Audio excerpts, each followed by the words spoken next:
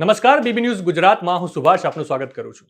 સુરતના માંગરોળના ચકચારી ગેંગરેપ કેસમાં કોર્ટે 2 આરોપીને દોષિત જાહેર કર્યા છે. 4.5 મહિના પહેલા નવરાત્રી સમયે કોસંબા પોલીસ સ્ટેશન વિસ્તારમાં સગીરા પર થયેલા ગેંગરેપ કેસમાં કોર્ટે ઝડપી ટ્રાયલ ચલાવી માત્ર 130 દિવસમાં જ ચુકાદો આપ્યો છે. ગેંગરેપ મામલે પોલીસે કુલ 3 આરોપીને ઝડપી પાડ્યા હતા, જેમાં એકનું ટ્રાયલ દરમિયાન બીમારીને કારણે મોત નીપજ્યું હતું, જેથી 2 આરોપી સામે ટ્રાયલ ચાલી હતી અને આ બંનેને આજે કોર્ટે કસૂરવાર ઠેરવ્યા હતા. બંને આરોપીને સોમવારે સજાનું એલાન કરાશે. નોંધનીય છે કે આ કેસમાં સગીરાની અને તેના મિત્રની જુબાની મહત્વની સાબિત થઈ છે. આ ઉપરાંત પોલીસે સાયન્ટિફિક પુરાવા પણ રજૂ કર્યા હતા, જે પણ કોર્ટે માન્ય રાખ્યા છે. બનાવ સમયે ચંદ્રપ્રકાશ હોવાના કારણે અને આરોપીઓએ ફ્લેશ લાઇટ કરતા સગીરાએ આરોપીનો ચહેરો જોયો હતો.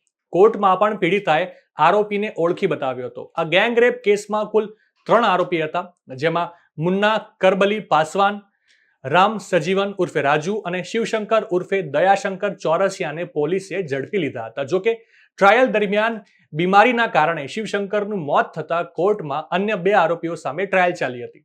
એમાં સાક્ષીઓની જુબાની અને સંયોગિક પુરાવાઓને ધ્યાનમાં રાખી કોર્ટે બંનેને કસૂરવાર ઠેરવ્યા છે અને સોમવારે એટલે કે 17 તારીખે સજા સંભળાવાશે.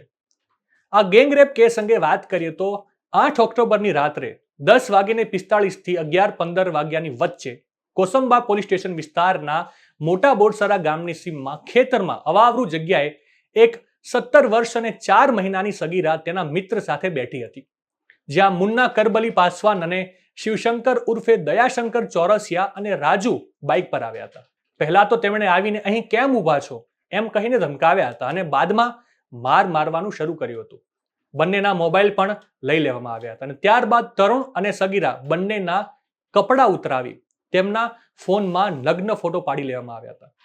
આ ફોટો વાયરલ કરવાની આરોપીઓએ ધમકી આપી હતી અને સગીરાને પોતાની સાથે શરીર સંબંધ બાંધવા દબાણ કર્યું હતું. જોકે જે તે સમયે તરુણ અને સગીરા બંને આરોપીઓને વશ થયા ન હતા અને ત્યાંથી ભાગવાનો પ્રયત્ન કર્યો હતો. ત્યારે સગીરા પડી જતા આરોપીઓએ તેને પકડી લીધી અને શેરડીના ખેતરમાં લઈ જઈ તેની ઉપર ગેંગરેપ કર્યો હતો.